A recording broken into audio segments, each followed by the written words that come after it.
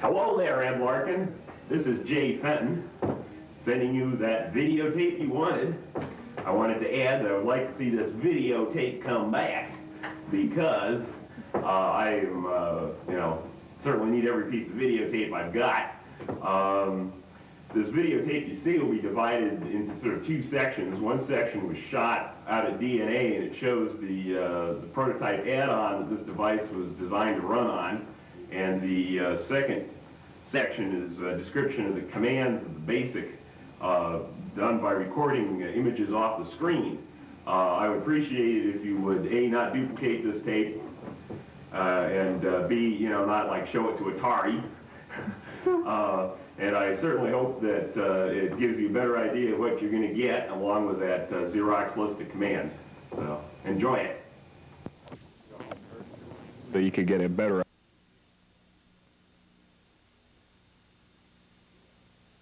Here we have the whole kit and caboodle. I've chosen to redo the remainder of this tape so you could get a better idea of what we've got. Here you have an example of the screen as it comes up when you reset the computer. You will notice that it utilizes a 3x5 character set. Here I've typed out most of the characters in the 3x5 character set.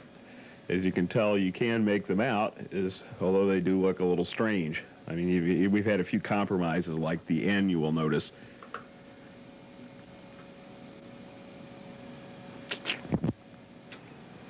It is frequently desirable to use larger characters when you're, doing something which needs to be readable. One of the features of this unit is that we can change the character font by typing a simple command. Here I'll set the character font equal to large. And you'll see now that we have a large character set, which is, of course, identical to the standard one that we all know and love. We can also, of course, change it back to being small by setting the character font equal to small.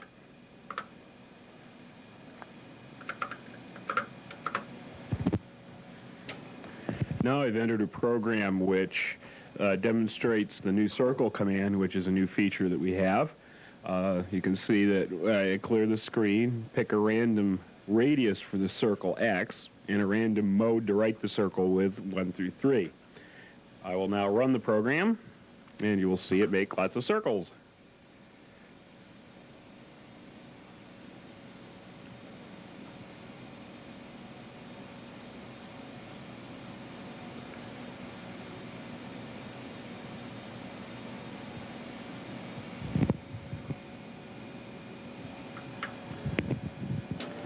Now I'm going to demonstrate the windowing feature of the system. We have just preparing to set the character window top to -30 and the Y bottom of the graphics window to -30, which will have the effect of subdividing the screen into two zones, one for text and one for graphics. So I will execute this, which, as you see, moves the cursor way down to the bottom. Then I will type the list command to list out that program we showed you before. Now if I run it, you will see that the graphics do not interfere with the text area and vice versa. I will now type hold down the list key on the easy entry keypad, which will give us instruction by instruction trace to the circle program. These windows can be set in other configurations as well, which I will demonstrate next. Okay, here we have a little program that prints out I love Zsuzsa Molnar n times. This uses certain special features of the Bally. You'll notice in line 2 I set the character font equal to small. In line 5 I clear the screen and set the number print base equal to 2. So the number of times I love Zsuzsa Molnar will be reported in binary. We'll just run this program conventionally first, and you'll notice it'll switch to the small character set.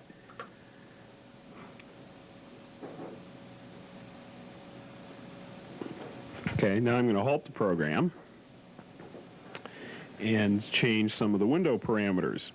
Okay, there are two parameters to control the behavior of the windowing on the x-axis. They are CL and CR, which set the left and right limits of the screen. So we'll set CL equal to 5. You see how it jumped over there to the other side of the screen, and then we'll set CR equal to 10. Now if I run the program, you see how it will display vertically instead of horizontally.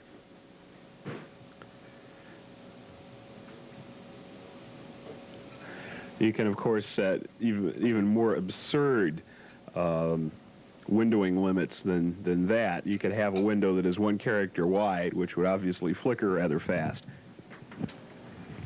Now I've typed in a program that demonstrates the box command.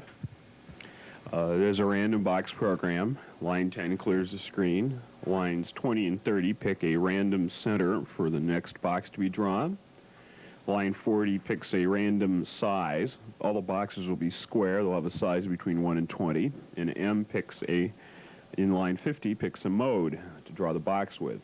The modes in this box command work as follows. 0 draws nothing, 1, 2, and 3 XOR in color 1, 2, or 3 respectively, and then 4 through 7 are the plops. So if we run this, we will see lots of random multicolored boxes. As you can see, they're XORing together.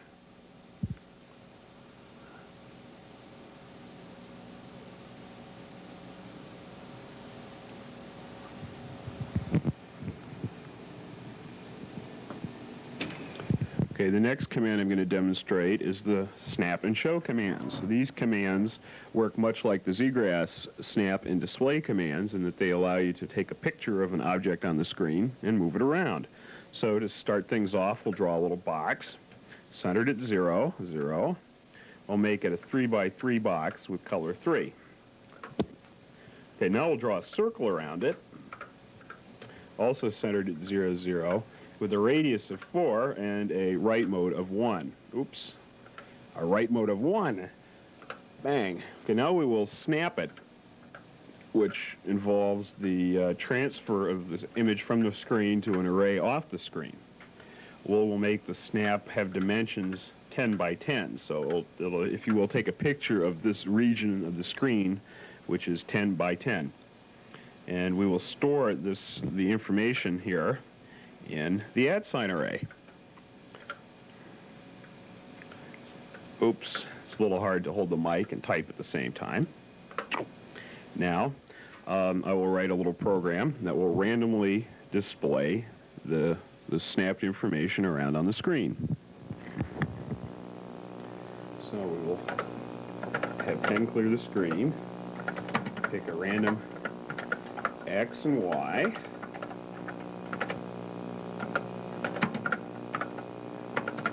I don't know if you can notice, but there are numerous ways of entering commands now. You're not merely restricted to using the words key. You can type out commands explicitly, or you can, as I will in the case of this next command, abbreviate by typing the first letter or two and then a period afterwards.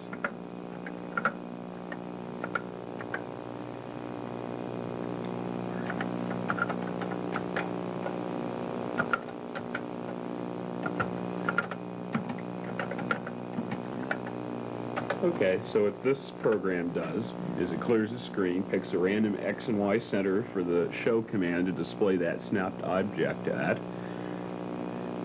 It executes the show command with the XY center randomly picked, a mode of 2 for XOR from the location of the @ array, and then it loops back and does it again and again. So if I run this, you will see oodles and oodles of those little eyeballs, or whatever you'd like to call them, populating the screen.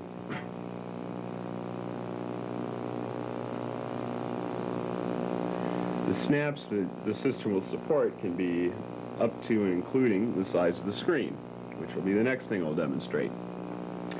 So I'll halt the program, and then I will do a snap, centered at 0, 0, X size of 160, Y size of 102. This time, rather than sticking it at 0, I'll stick it up at 100 or so. Give myself a little space. And then if I clear the screen and do a show, 0, 0, mode of 2, from the location 100 of the @sign array, it all comes back. Okay, the next command I thought I would demonstrate would be the scroll command. You're not merely restricted to scrolling upwards by fibers. I believe it's 8 lines as you do in the basic Bally BASIC, but you can scroll any box you care to specify. In this instance, I'll have a box that is 100 wide, 50 tall, and I will scroll downward negative 20 lines.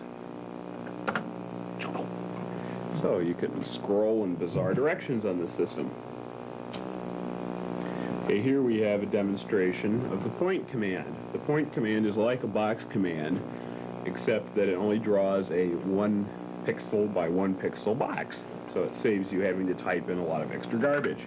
So here we have a program that, if you will, would throw up a random star field by just turning on points randomly around the screen.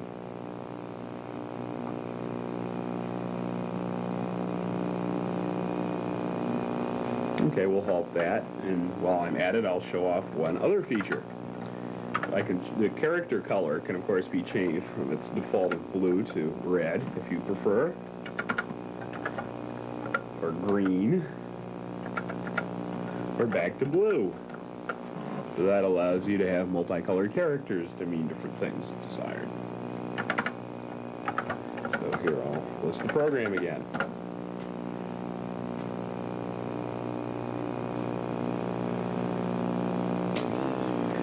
While I'm at it, I might as well list a few other demonstrate a few other bizarre commands we've added. One command that we've added is the default command. The default command is used for resetting variables like character color, foreground color, background color, CX and CY to the values they had before you started monkeying with them. For instance, now if I set default, I reset the character window to the top of the screen. I change the color back to blue and the font back to small. Okay, another command that is handy, especially if you don't like hitting reset buttons, is the new command. The new command discards all the program. You see it prints out that warning to let you know that that's exactly what happened. And then the list doesn't do anything at all, as you can tell. It is inert now because there's nothing left.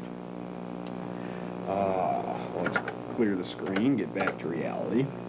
I might as well demonstrate the different ways of typing in the token. As I say, I can type in CLEAR, which clears. I could type C period, which clears, CL period, which clears, or I can type Control C, which types it out, just like you were typing it on the easy entry keypad. I also can, if I really want to, go wander over to the easy entry keypad and type it in over there. So all of these methods will all enter the word clear. There are a few other strange commands in this general category. There's the zero command. The zero command zeroes out all the variables. For instance, if I set A equal to 23, and then print it, and then I type 0, and then print A out again, it's 0, of course. There's another command that we have called data, and what data is useful for is initializing variables in the @sign array of various values. For instance, if I say data @sign 0, 23, 4, 67, 77, try that, and 1, if I, print @sign 0, @sign 1, and so on, you see they get initialized to the specified values. This is, obviously a lot easier than typing this sort of insanity all the time. Okay, here I've typed in one of my classic programs. This is the Radial 8 program done in color, which you've probably all seen many times. So we'll just run this for a little while.